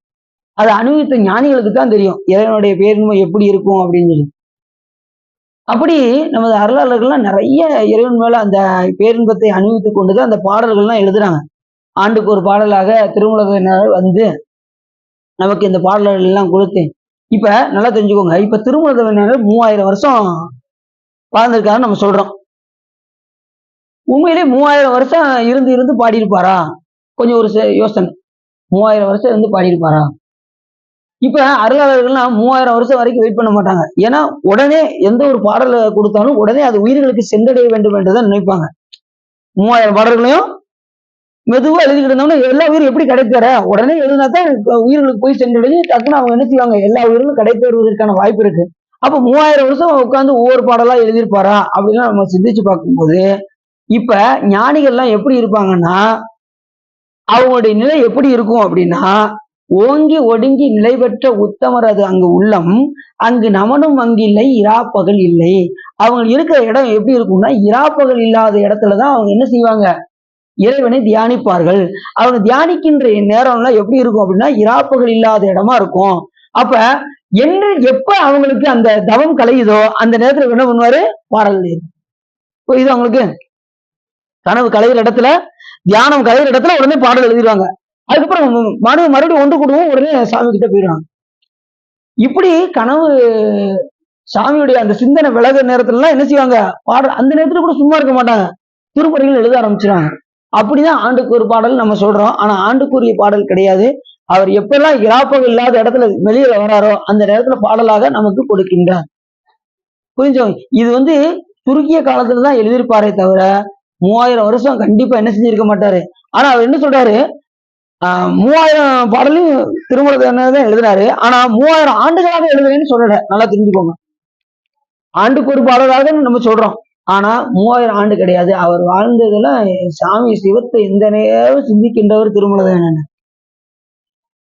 மூலன் உரைத்த 3000 தமிழ் அப்படின்னு தான் சொல்றாரு. மூலன் உரைத்த 3000. நான் 3000 ஆண்டு எழுதுனேன் அப்படின்னு சொல்லல. 3000 பாட்டு எழுதியிருக்கேன்னு சொன்னாரு, 3000 ஆண்டுன்னு சொல்ற. ஆகையினாலே இது நிஷ்டை களையும் போதெல்லாம் அவர்கள் பாடலாக எழுதுவார்கள். அப்படி வந்த பாடல் தான் திருமூலதேவனுடைய திருமந்திர பாடல். புரிஞ்சிச்சா? சரி, அப்படி அந்த பாடல்கள் நம்ம என்ன செய்ய போறோம், வர ஞாயிற்றுக்கிழமை பாட போறோம். எத்தனை பாடல் பாட போறோம்? 1500. ஸ்டார்ட் பண்ணி ஓடிக்கிட்டே இருக்கணும். யாரும் இந்த சிவா கொஞ்சம் டீ கொஞ்சம் கிடைக்குமா, கொஞ்சம் வடை கொஞ்சம் கிடைக்குமா அப்படி இல்ல, நீங்க படிச்சுக்கிட்டே என்ன செய்ய வேண்டியது. ஆமா, ஊடல கேப்பே கிடையாது, அது ஓடிக்கிட்டே இருக்கும். நீங்க ஊடல் வேணா போய் சாப்பிட்டுக்கோங்க, அவ்வளவுதான். என்ன சரி, அப்படி இந்த பாட்டுல மிக அற்புதமாக சொல்றாரு. அப்ப இறைவனை அதிகமாக நாம் சிந்தித்தால் தீமையான ஆணவ மலத்தில் இருந்து விடுபட்டு நம்மை அந்த பேரும்பத்தில் சிவபெருமான் ஆழ்த்துவார் அப்படின்னு சொல்றாரு. தேகத்தில் உள்ள 10 திக்கு நடுவாகிய மனத்தில் ஐமிசை முதலிய மலர் கொண்டு நின்மலனான சிவனுக்கு பூசையை உள்ளன்போடு பெருகும் வண்ணம் செய்பவரும் ஆன்மாக்களிடத்திலே பெருங்கருணையுடைய சிவபெருமானது உலகத்தில் சென்று மிகுந்த போகங்களை புசிப்பித்து தொலைந்தவாறே பூமியின் கண் வந்து எடுத்த ஜனனத்திலே சிவஞானத்தை பெற்று சிவபெருமானது சீவாதத்தை அடைவார்கள். என்ன சொல்ல வர்றாரு அப்படின்னா,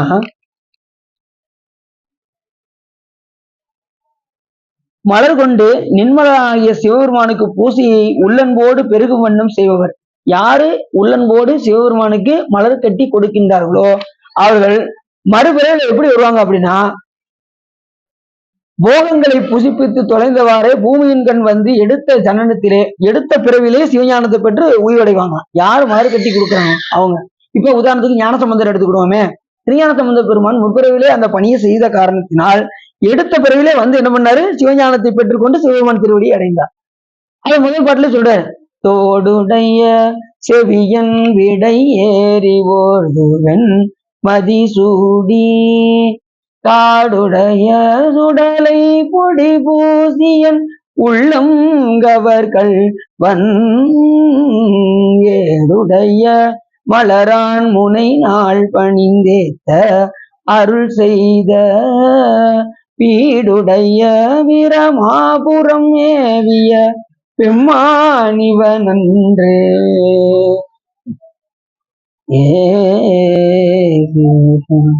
என்ன சொன்னாரு இந்த பாட்டுல?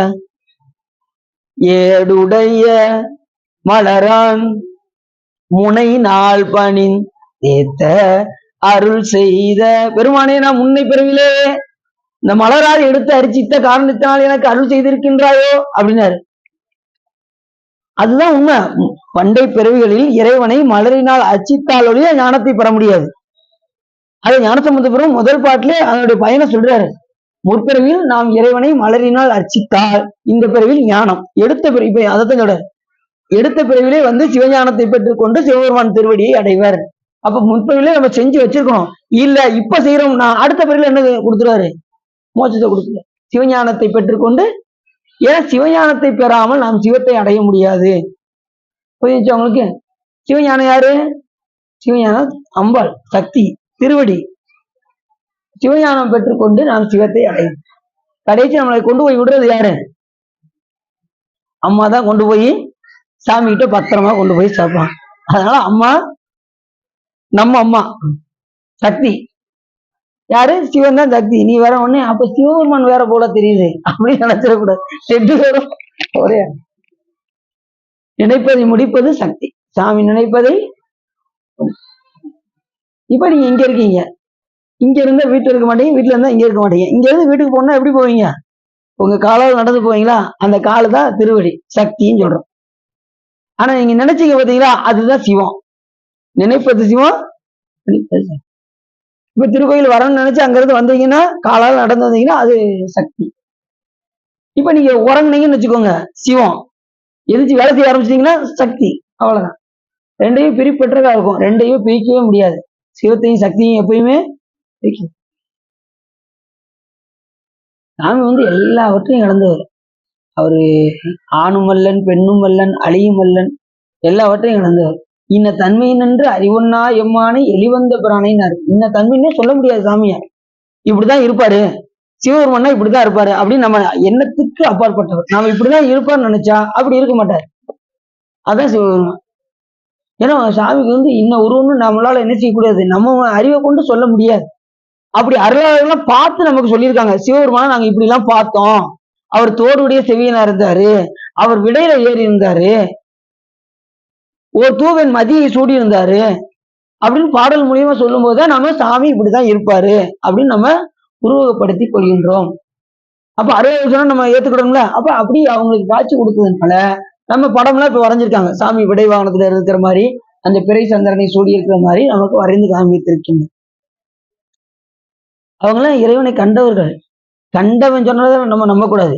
இறைவனை யார் கண்டிருக்கின்றார்களோ அவர்கள் சொன்னதை நம்ம கண்டவன் சொன்னதை நம்பக்கூடாது. இறைவனை கண்டவர்கள் சொன்னதை நம்பணும். புரிஞ்சுச்சா? சரி. அப்படி இந்த பாட்டுல அருமையா சொல்றாரு, ஏடுடைய மலரான் முனை நாள் பணிந்தேத்த அருள் செய்த. எப்பயுமே அம்மையப்பராகவே தான் சாமி இருப்பார்.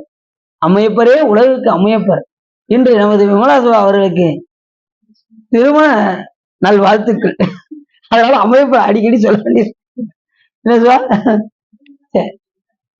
அம்மையப்பரே உலகுக்கு அம்மையப்பர். ரெண்டு பேரும் அம்மையப்பரா வந்திருக்கணும், ஆனா ஐயாக்கு வேலையா இருக்கான். சரி, வாழ்த்துக்கள். அப்படி அதனால இதை சொல்லுவோம் சொல்ல அவங்களுக்கு கொஞ்சம் மகிழ்ச்சி. அம்மையப்பரே உலகுக்கு அம்மையப்பர். சரி, அடுத்த பாட்டுல சொல்றாரு, யாவரேனும் சிவஞானத்தை பெற வேண்டும் என்றால்,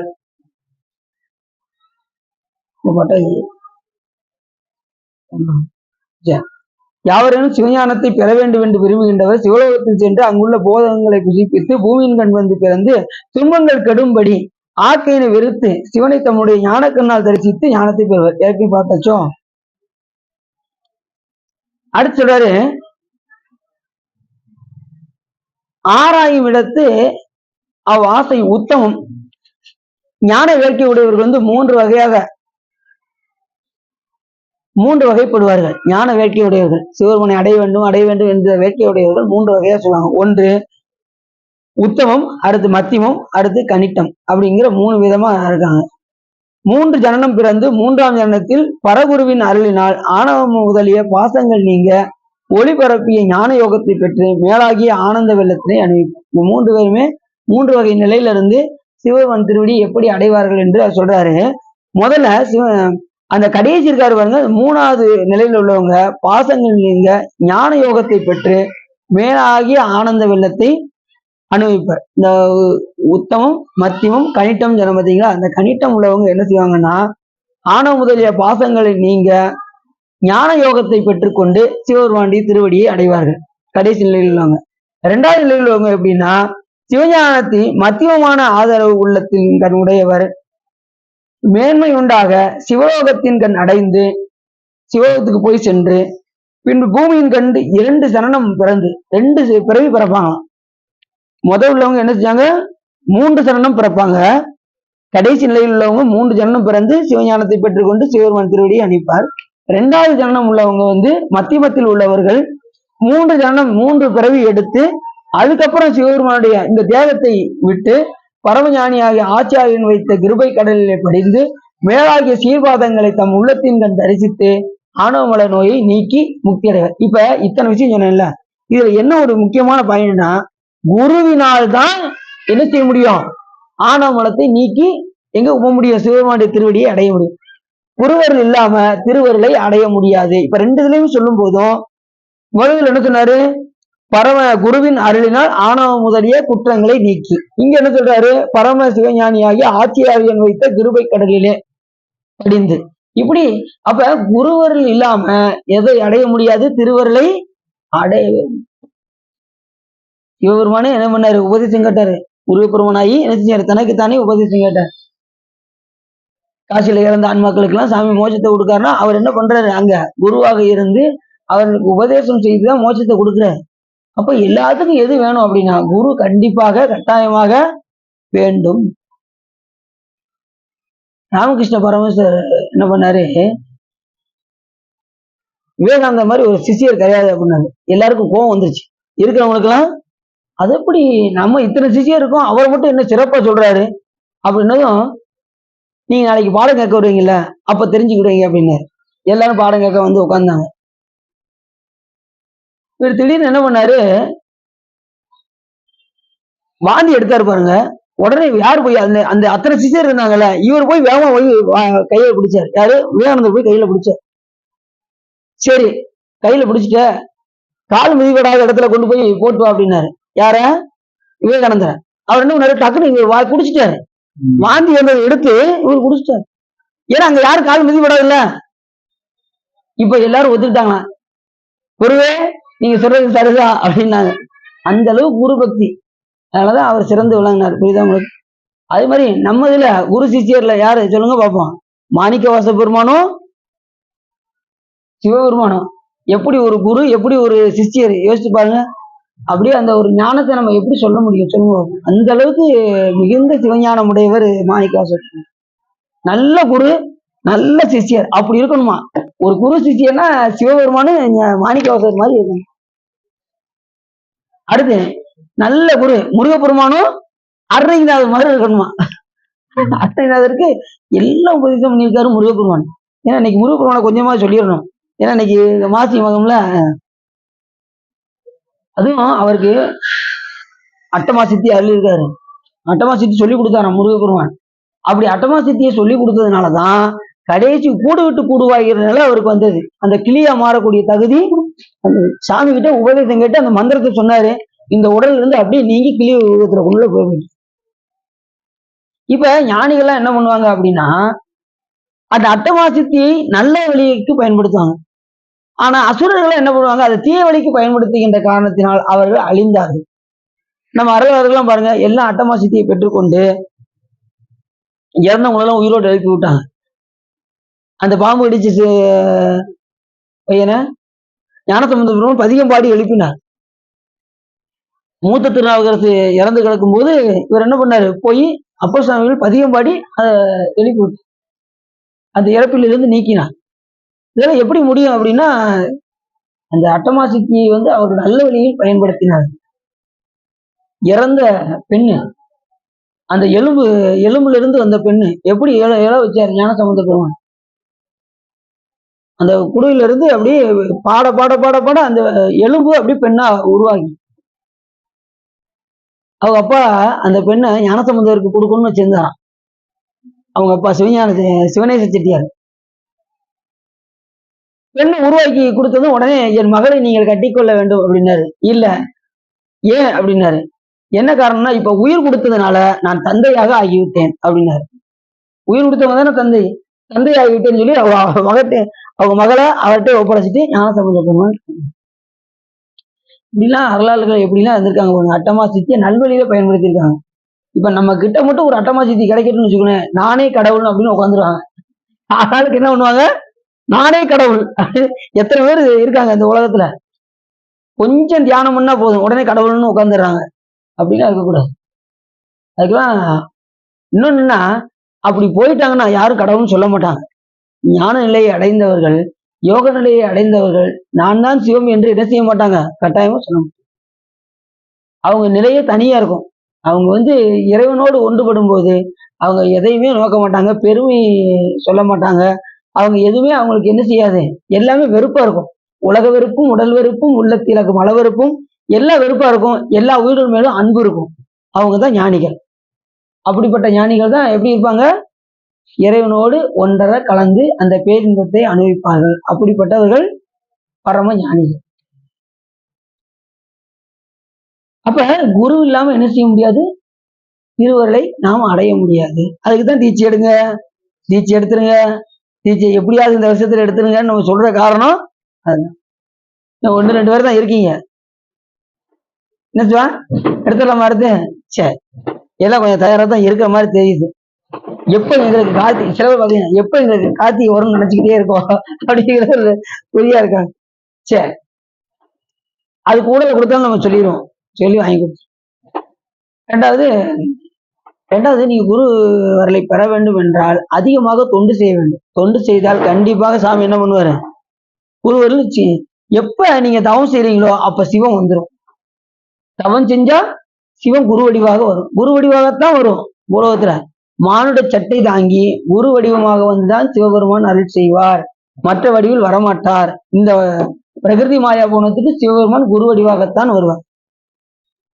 அந்த அதுக்கு மேல உள்ள உலகத்துல மான்மொழி தாங்கி அருள் செய்வார். எங்க அசுத்தமாயா போனத்துல சிவதத்துவத்துல சாமியை நேரடி கன்றோம். இப்ப நம்ம போனதுக்கு எப்படி வருவாருன்னா மானுட சட்டை தாங்கி வந்துதான் சிவபெருமான் அருள் செய்வார். புரிஞ்சுச்சா? மானுட என்ன ஒரு மாதிரி நீ வாக்காதீங்க என்ன பரமஞானி இல்ல ஒரு மாதிரி சிரிச்சாங்க. நேரம் எதுக்கு சிரிக்காது யோசிச்சுட்டே இருக்கு. சரி, அப்ப கடைசி நிலையில உள்ளவங்க, கன்னிட்ட நிலையில் உள்ளவங்க 3 ஜனம் பிறவி எடுத்து குருநாதரை தரிசனம் செய்து குருவர்களை பெற்றுக்கொண்டு திருவருளை அடைவார்கள். இரண்டாவது உள்ள மத்தியமாக இருக்கக்கூடியவர்கள் குருவை தேடி வழிபாடு செய்து சிவருமானுடைய சீவாதங்களை அடைவர். அடுத்த பெற்றார் பெரிய ஆதரவு பெருமான் உலகம் அது வெற்றே மற்றொரு உடல மண்ணுலகில் வாய்க்க மனத்தின் மயக்கினையும் மற்றே அமல ஒளி வெளியே அறிந்தே பிரிந்தே இவ்வுடலம் பெற்றே பிரியா பெரும் பொருளை பிரியா எளியா பேரன்பம். அப்போ முதல் நிலையில உள்ளவர்கள், உத்தமமான நிலையில் உள்ளவர்கள் சிவலோகத்தை அடைந்து மீண்டும் பூமியின் கண் பிரிதொரு சரீரத்திலே புகுந்து விருப்பு வெறுப்பொருட்களை ஒழித்து நிர்மலனான ஞான வெளியினை உணர்ந்து சரீரத்தை நீக்கி தன்னை நீங்காது நிற்கும் பரசுவத்தினை பெற்று அழியாத பேன்பத்தை ஒரு ஜனம் மட்டும் பிறந்து அவங்க என்ன பண்ணுவாங்க? விருப்பு வெறுப்புகளை ஒழித்து. ஏன்னா இந்த உயிர் எதுக்காக பிறந்திருக்கு அப்படின்னா இந்த விருப்பு வெறுப்பு வருதுனாலதான் நம்ம பிறவிக்கே வந்திருக்கோம். ஆரம்பத்துல இருந்து நம்ம எதுக்கு வந்திருக்கோம்னா பிறவுக்கு இந்த விருப்பு வெறுப்பு வந்த காரணத்தினால் பிறப்புக்கும் எல்லா உயிருக்கும் சிறப்புவா சீர்தொழில் வேற்றுமையன் என்று சொல்வதற்கெனங்க அந்த பாட்டுல நல்லா பாருங்க. பிறப்பு ஒக்கும் எல்லா உயிர்க்கும் சிறப்பு ஒவ்வா சீர்தொழில் வேற்றுமையா. சாமி எல்லா உயிர்களுக்கும் பாரபட்சமின்றி ஒரே நுண்ணுடத்தான் கொடுக்காரு. ஏன்னா மாத்தி மாத்தி கொடுக்க மாட்டாரு சாமி. ஏன்னா அவர் நல்லவர் தீயவர் எனாத நட்சர். எல்லா உயிருக்கும் பாரபட்சமின்றி ஒரே நுண்ணுடலை கொடுத்தா இந்த உயிர்களுக்கு என்ன வந்துருச்சு அப்படின்னா விருப்பு வெறுப்பு வந்த காரணத்தினால்தான் அதுக்கு தகுந்த மாதிரி உடம்பும் அதுக்கு தகுந்த மாதிரி உலகமும் இறைவன் படைக்க வேண்டியதாக ஆகியது. சரி, ஒரு பிறப்பு கொடுத்தாச்சு, முதல் பிறப்பு வந்துருச்சு. பிறப்பு வந்ததுமே ஒருத்தரை பார்த்து ஒன்னு பிடிக்கணும்னு சொன்னது அதுக்கு தகுந்த மாதிரி பிறப்பு. அது வரைக்குமே என்ன ஆயிருது? நீ குண்டா இருக்க, நீ ஒல்லியா இருக்க இப்படின்னு மனம் நோக்கும்படி பிறரை பேசி பேசி அதுக்கு தகுந்த மாதிரி பிறவி எடுக்கும். நீங்க ஒருத்தரை ஏசினால் அவர்கள் வருத்தப்பட்டால் கண்டிப்பாக அந்த பிறவி எடுக்க வேண்டும் என்பதை மட்டும் மறந்துடக்கூடாது. அந்த பிறவி கட்டாயமாக பிறந்து அதை ஒழித்தே ஆக வேண்டும். அதனால யாரும் மனநோக்கும்படி என்ன செய்யக்கூடாது? பேச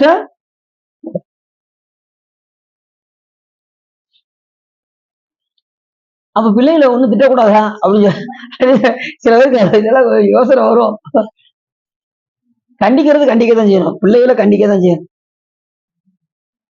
வெளியாளுகளை நான் உங்க உங்க பக்கத்து வீட்டுல யாரும் என்ன செய்யக்கூடாது, எதுவும் சொல்லக்கூடாது, அவங்கள அவமானப்படுத்தக்கூடாது, அவங்கள பத்தி புறம் பேசக்கூடாது.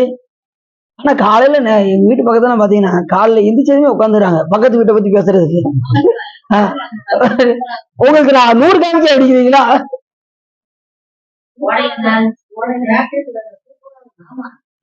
பாருங்க அவன் அந்த அளவுக்கு.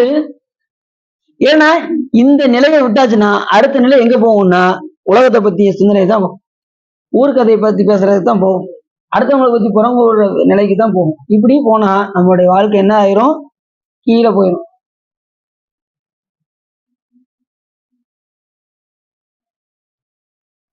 அதுலயும் பாத்தீங்கன்னா சில பேர் பாத்தீங்கன்னா ரொம்ப உனக்கு விஷயமே தெரியாதா அப்படின்னு ஒழுங்கு அமைதியாவது வந்துருப்பாரு. உனக்கு விஷயமே தெரியாதா, நல்ல உள்ள போ அப்படின்னு நினைச்சுவாங்க.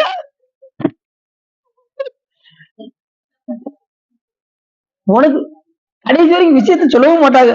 உனக்கு விஷயமே தெரியாதா கடைசி வரைக்கும், எனக்கு தெரியாம தான் கேக்குறேன், நீ சொல்லுடி அப்படி நல்லா வந்தவோ உண்மையிலே தெரியாம அவனுக்கு மறுபடியும் பாரு நான் தெளிவா சொல்லிக்கிட்டு இருக்கேன், நீ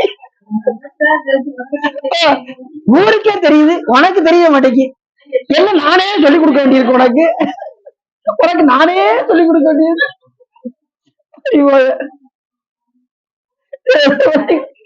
அது சிரிப்பா தான் இருக்கும், பக்கத்துல பேசும்போது நமக்கு சிரிப்பா தான் இருக்கும்.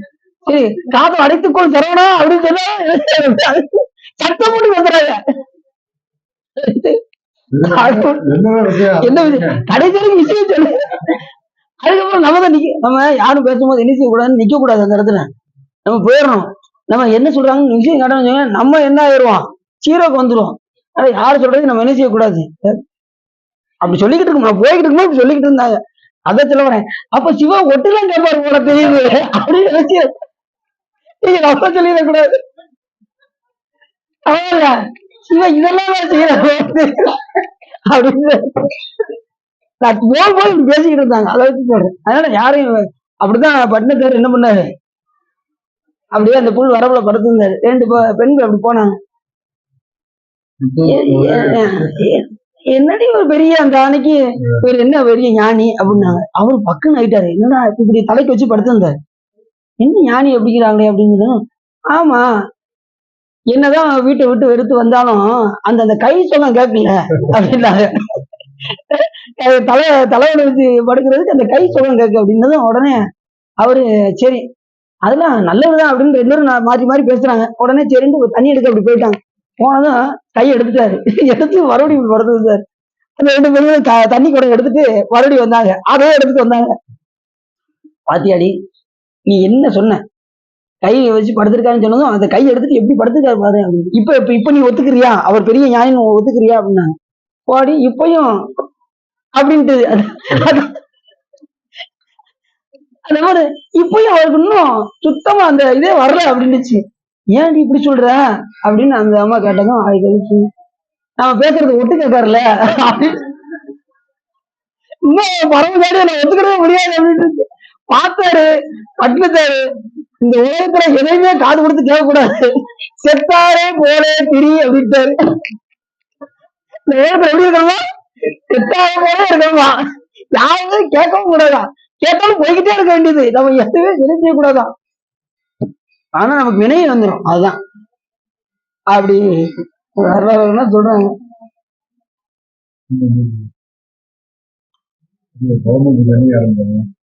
நீ பௌர்ணமி நாளைக்கு தான் போறீங்க, நாளைக்கு வந்து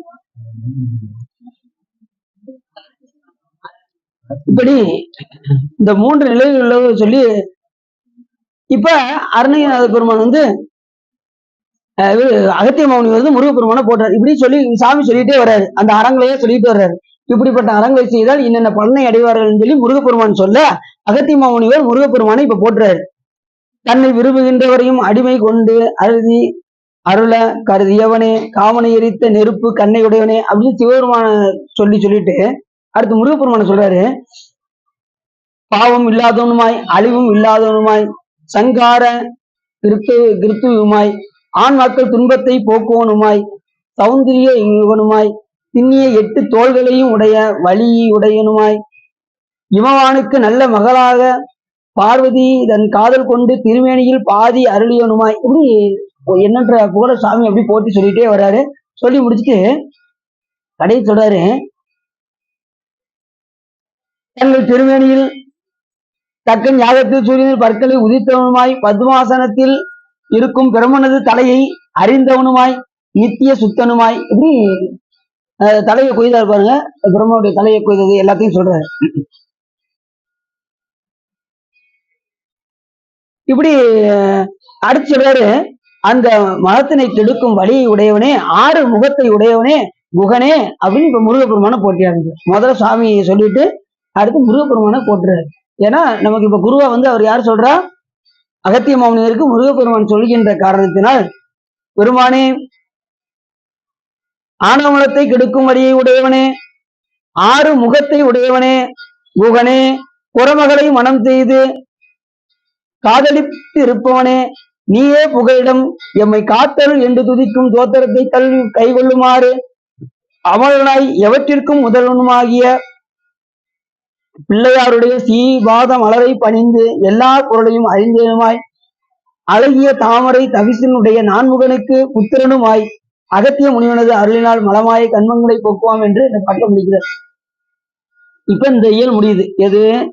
நம்மளுடைய